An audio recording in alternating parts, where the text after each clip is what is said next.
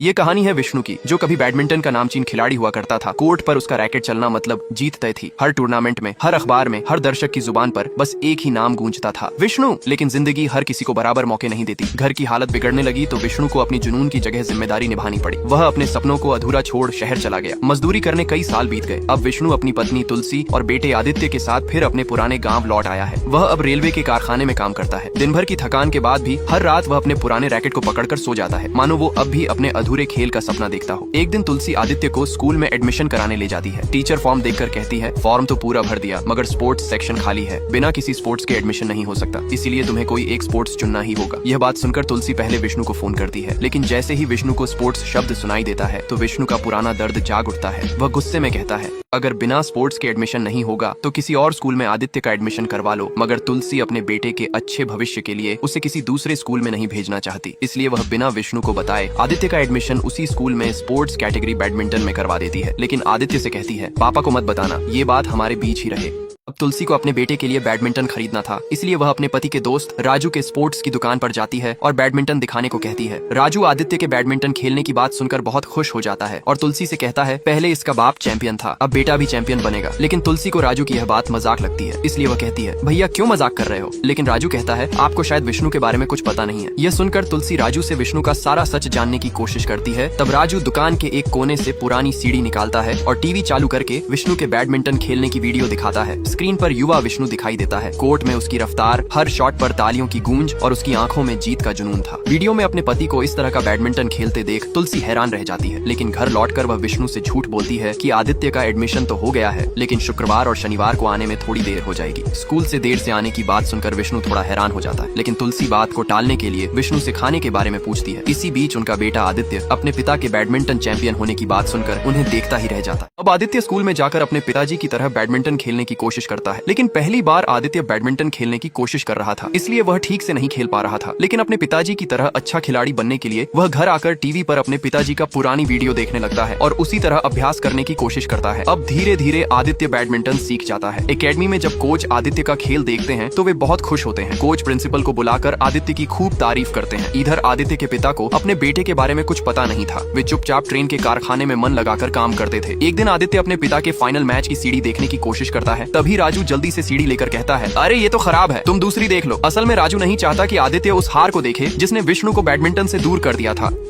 अगले दिन आदित्य के स्कूल में बैडमिंटन फाइनल मैच था, इसलिए वह जल्दी से अपनी मां के पैर छूकर स्कूल चला जाता है। आदित्य कोर्ट पर उतरता है और अपने पिता की तरह आत्मविश्वास से खेलता है। हर शॉट, हर पॉइंट पर उसके हाथ खुद ब खुद पिता की चाल दोहरा रहे थे। जब वह जीतता है, पूरा स्कूल तालियों से गूंज उठता है। प्रिंसिपल आदित्य को ट्रॉफी देते हैं और कहते हैं, तुम्हारे जैसे खिलाड़ी ही देश का नाम रोशन करेंगे। अब घर आकर आदित्य उस ट्रॉफी को अपने माँ के सामने रख देता है। तुलसी अपने बेटे को चैंपियन बनते देख खुशी से गले लगा लेती है। तभी विष्णु ऑफिस से घर आ जाता है। विष्णु को आते देख तुलसी उस ट्रॉफी को किचन में ही छुपा देती है। लेकिन उसी समय स्कूल से एक फोन आता है, लेकिन फोन विष्णु उठाता है और पूछता है, कौन बोल रहा है। स्कूल की टीचर कहती हैं, क्या तुलसी से बात हो सकती है। तब विष्णु तुलसी को बुलाता है। टीचर तुलसी से कहती हैं, प्रिंसिपल आपसे मिलना चाहते हैं, कृपया स्कूल आकर मिल लीजिए। फोन करते ही विष्णु पूछता है, क्या कहा स्कूल वालों ने। तुलसी हिचकिचाते हुए जवाब देती है, कल स्कूल में पेरेंट्स मीटिंग है, मैं जाकर मिल लूंगी। लेकिन विष्णु को तुलसी की बातें सुनकर कुछ अजीब लगती है, जैसे उसे लग रहा था कुछ तो है जो तुलसी उससे छिपा रही है।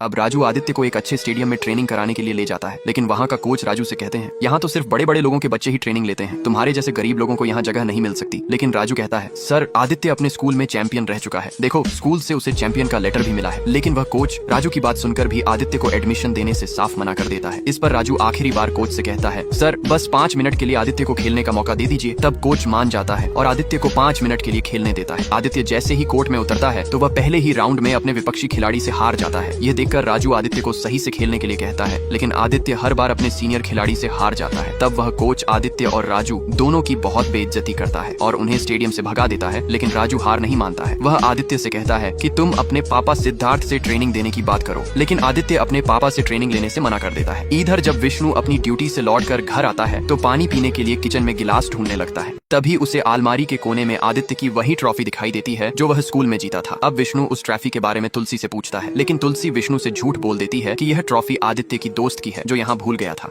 अब विष्णु तुलसी से उस ट्रॉफी के बारे पूछता है, लेकिन तुलसी विष्णु से झूठ बोल देती है कि यह ट्रॉफी आदित्य के दोस्त की है जो यहाँ भूल गया है। तभी विष्णु तुलसी से कहता है, खेलने वाले लड़कों से इसने कब दोस्ती कर ली, तुमने रोका भी नहीं, मैंने तुम्हें कितनी बार मना किया था। इधर आदित्य अपने पापा की सारी बातें सुन लेता है और उदास होकर घर के अंदर आता है और सुबह होते ही नाराज आदित्य राजू की दुकान पर जाता जाता है और अपना बैग लेकर जाने लगता है। तभी राजू आदित्य से पूछता है, क्या हुआ छोटे चैंपियन, तुमने अपने पापा से ट्रेनिंग के लिए बात की? लेकिन आदित्य बिना कुछ कहे वहाँ से चला जाता है। ये देख राजू जानबूझकर विष्णु को लेकर आदित्य के स्कूल कुछ सामान पहुँचाने जाता है और कहता है कि थोड़ी देर यही रुको, मैं सामान देकर आता हूँ। तब विष्णु स्कूल में बैडमिंटन खेलते हुए लड़कों को देखने लगता है, लेकिन तभी विष्णु अपने बेटे आदित्य को बैडमिंटन खेलते हुए देखता है तो वह बहुत गुस्सा हो जाता है और गुस्से में आकर आदित्य के पास जाता है और उसके हाथों से बैडमिंटन छीनकर फेंक देता है और आदित्य को लेकर सीधे अपने साथ घर ले आता है। घर पहुंचते ही तुलसी पूछती है, क्या हुआ है जो तुम इतने गुस्से में? तभी विष्णु गुस्से में तुलसी को भला बुरा कहने लगता है। इतने में राजू वहां आ जाता है और विष्णु को समझाने की कोशिश करता है, लेकिन विष्णु उल्टा राजू पर ही गुस्सा हो जाता है और उससे कहता है, मैंने तुम्हें कितनी बार मना किया था कि मेरे पर्सनल लाइफ से दूर ही रहना। अब राजू विष्णु को समझाने की कोशिश करता है, लेकिन विष्णु उल्टा राजू पर ही गुस्सा करने लगता है, जिससे राजू उदास होकर वहां से चला जाता है। अगले दिन जब विष्णु ट्रेन के इंजन पर काम कर रहा था, तभी उसे एक वर्कर बताता है कि आपसे कोई मिलने आया है। वह कोई और नहीं बल्कि विष्णु की पुरानी प्रेमिका राधा थी। राधा को कई सालों बाद देखकर विष्णु उसे देखता ही रह जाता है, लेकिन राधा उससे कहती है, क्यों तुम आदित्य के साथ ऐसा कर रहे हो? वह एक अच्छा बैडमिंटन खिलाड़ी है, उसे आगे बढ़ने से रोकने के बजाय तुम उसका साथ क्यों नहीं देते? लेकिन विष्णु कहता है, मैं उसे आगे बढ़ने से नहीं रोक रहा, बल्कि उसे उस दर्द से बचा रहा हूँ जो उसे आगे चलकर मिलेगा। तुम्हें तो याद ही होगा जब कुछ अमीर घर के लड़कों ने मुझे फाइनल में खेलने से रोकने के लिए मेरा पैर तोड़ दिया था और डॉक्टर ने मुझे 1 महीने तक खेलने से मना किया था। फिर घर का खर्च चलाने के लिए मुझे अपना सपना छोड़ बाहर जाकर मजदूरी करना पड़ा। इसीलिए मैं चाहता हूँ कि मैंने जो दर्द सहा वैसा दर्द मेरे बेटे को ना झेलना पड़े। यह सुनकर राधा विष्णु को हिम्मत देती हुई कहती है, उस समय तुम्हें पैसों की जरूरत थी, पर अब हालात अलग है। अब ऐसा कुछ नहीं है। आज तुम्हारा बेटा तुम्हारे अधूरे सपने को पूरा कर सकता है। तुम्हें डर से नहीं बल्कि भरोसे से उसका साथ देना चाहिए। बस एक बार अपने बेटे के अच्छे भविष्य के बारे में सोचो।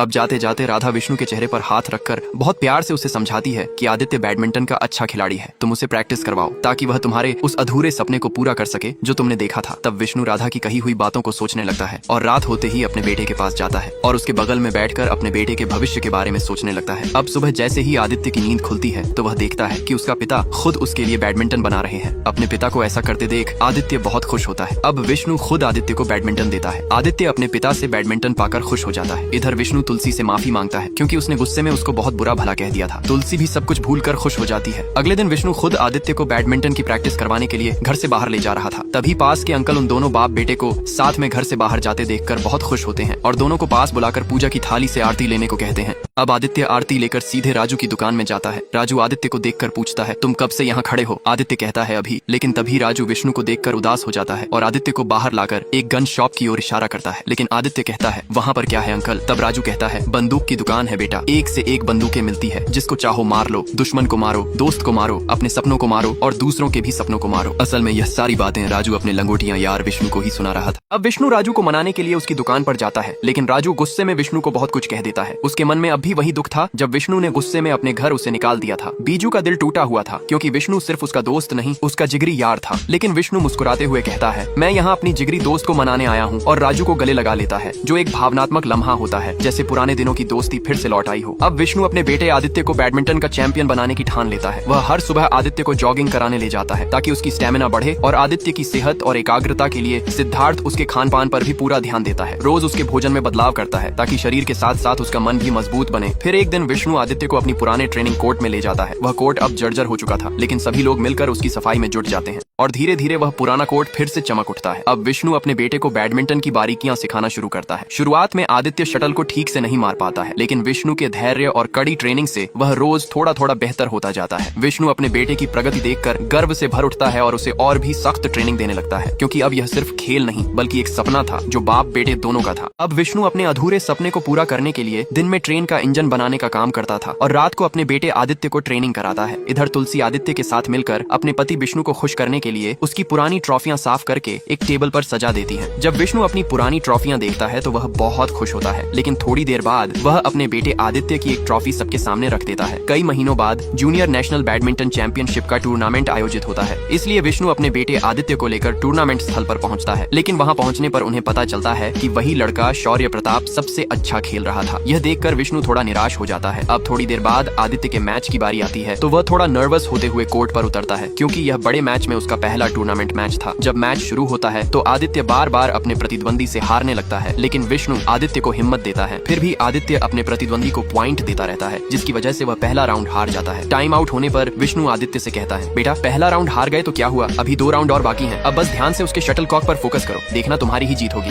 अब टाइम आउट होने पर विष्णु आदित्य से कहता है, बेटा पहला राउंड हार गए तो क्या हुआ, अभी 2 राउंड और बाकी हैं, अब बस ध्यान से उसके शटलकॉक पर फोकस करो, देखना तुम्हारी ही जीत होगी। पिता से सीख लेकर आदित्य दूसरा राउंड खेलने जाता है। दूसरे राउंड में पहुंचते ही आदित्य पहले से कहीं बेहतर खेल दिखाने लगता है। आदित्य लगातार पॉइंट हासिल करने लगता है और देखते ही देखते आदित्य 16 पॉइंट से दूसरा राउंड जीत जाता है। आदित्य को जीतते देख विष्णु बहुत खुश होता है। अब तीसरे राउंड में भी आदित्य अपने प्रतिद्वंदी को हराकर जीत हासिल कर लेता है। आदित्य को जीतता देख उसकी माँ राधा भी बहुत खुश होती है। मैच जीतने के बाद विष्णु आदित्य को लेकर घर लौट आता है। घर आते ही विष्णु आदित्य को फिर से ट्रेनिंग देने लगता है कि आगे और भी बेहतर कैसे खेलना है। अगले दिन आदित्य अपने पिता की रणनीति को बिल्कुल उसी तरह अपनाते हुए बैडमिंटन खेलता है, जिससे वह अपने से कहीं अधिक शक्तिशाली खिलाड़ी को हराकर चौंका देता है। इस जीत के बाद राजू आदित्य की बहुत तारीफ करता है, लेकिन विष्णु अपने बेटे को और बेहतर खेलने की सलाह देते हैं। इसी बीच जब आदित्य अपनी पैंट और शर्ट बदल रहा होता है, तभी शौर्य प्रताप और उसके दोस्त उसका मजाक उड़ाते हैं। ये देखकर आदित्य को बहुत बुरा लगता है। इसलिए रात को जब सब लोग खाना खा रहे होते हैं तो आदित्य खाना नहीं खाता है और चुपचाप जाकर सो जाता है।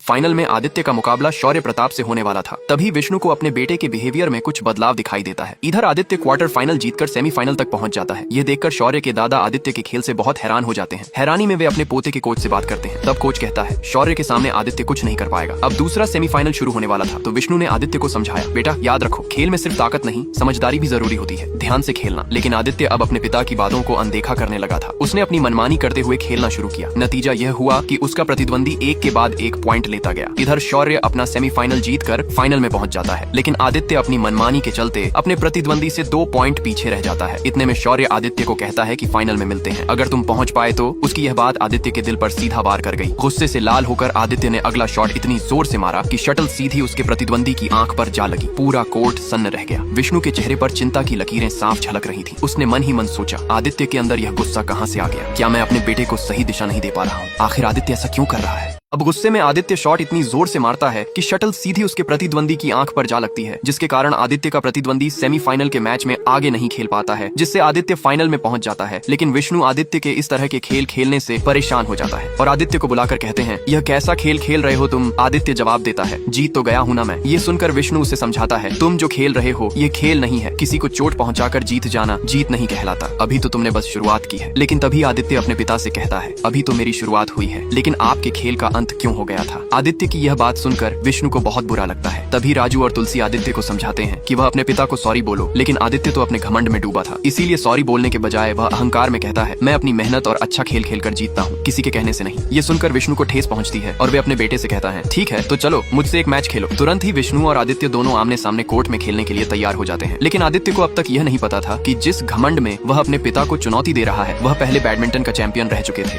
अब विष्णु अपने बेटे आदित्य का घमंड तोड़ने और उसे असली खेल का मतलब समझाने के लिए खुद कोर्ट में उतरता है। कोर्ट पर कदम रखते ही वह पहले ही राउंड में आदित्य को मात देकर एक पॉइंट बना लेता है। कुछ ही देर में दूसरा राउंड भी जीत लेता है और स्कोर 2-0 हो जाता है। धीरे धीरे हर राउंड में विष्णु का अनुभव और खेल की समझ हावी होने लगती है। आदित्य कितना भी कोशिश करता मगर वह एक भी राउंड नहीं जीत पाता। इधर पुरानी फ्रैक्चर की वजह से विष्णु के पैर में दर्द उभर आता है, लेकिन वह उस दर्द को नजरअंदाज करके अपने बेटे को खेल की असली भावना सिखाने के लिए खेलना जारी रखता है। कई राउंड हारने के बाद आखिरकार आदित्य निराश होकर रैकेट नीचे रख देता है। उसकी मायूसी देखकर विष्णु भी थोड़ा उदास हो जाता है, लेकिन वह अपने बेटे की गलती को भुलाकर उसे समझाने का फैसला करता है। घर लौटने पर तुलसी विष्णु से पूछती है, क्या आदित्य कभी अपने पापा जैसा चैंपियन बन पाएगा? विष्णु मुस्कुराते हुए जवाब देता है, नहीं, मेरा बेटा मुझसे भी बेहतर खिलाड़ी बनेगा। विष्णु की यह बात सुनकर तुलसी की आंखें खुशी से चमक उठती हैं। वह प्यार से कहती है, सच में तुम बहुत अच्छे पिता हो और मेरे लिए एक बेहतरीन पति भी, जो खुद दर्द में रहकर भी दूसरों को मुस्कुराना सिखाता है। ये सुनकर विष्णु भावुक हो जाता है और दोनों एक दूसरे को गले लगा लेते हैं। अब सुबह होते ही आदित्य राजू की दुकान पर आता है और अपने पिता के फाइनल मैच की पुरानी वीडियो देखने लगता है। वह देखता है कि फाइनल मैच के दिन उसके पिता के पैर में फ्रैक्चर हो गया था, जिसकी वजह से वह मैच हार गए थे। अपने पिता का सच जानकर आदित्य रोने लगता है। तभी राजू उसके पास आकर उसे समझाता है, तुझे शायद पता नहीं है, तेरा बाप तेरी वजह से इस खेल की दुनिया में वापस आया है। जा तैयारी कर, आज का मैच तुझे खुद के लिए नहीं बल्कि अपने पिता के उस अधूरे सपने के लिए खेलना है जो उसने कभी देखा था। अगले दिन आदित्य फाइनल मैच खेलने के लिए कोर्ट पर पहुंचता है। उधर से शौर्य भी मैच खेलने के लिए कोर्ट में आता है। इधर मैच शुरू होने से पहले आदित्य अपने पिता के पैर छूकर उनका आशीर्वाद लेता है। विष्णु भी अपने बेटे की इस विनम्रता को देखकर गर्व महसूस करता है और उसे मुस्कुराते हुए कोर्ट के अंदर भेजता है। तभी अनाउंसर घोषणा करता है कि जो खिलाड़ी ये फाइनल मैच जीतेगा वही जापान में होने वाले बैडमिंटन टूर्नामेंट में भारत का प्रतिनिधित्व करेगा। इसके बाद आदित्य और शौर्य के बीच फाइनल मैच शुरू होता है। मैच शुरू होते ही शौर्य तेजी से खेलते हुए पहला पॉइंट हासिल कर लेता है और थोड़ी ही देर में वह एक और पॉइंट जीत लेता है। अब धीरे धीरे मैच आगे बढ़ता है और हाफ टाइम तक शौर्य के 12 पॉइंट हो जाते हैं, जबकि आदित्य के सिर्फ 3 पॉइंट रहते हैं।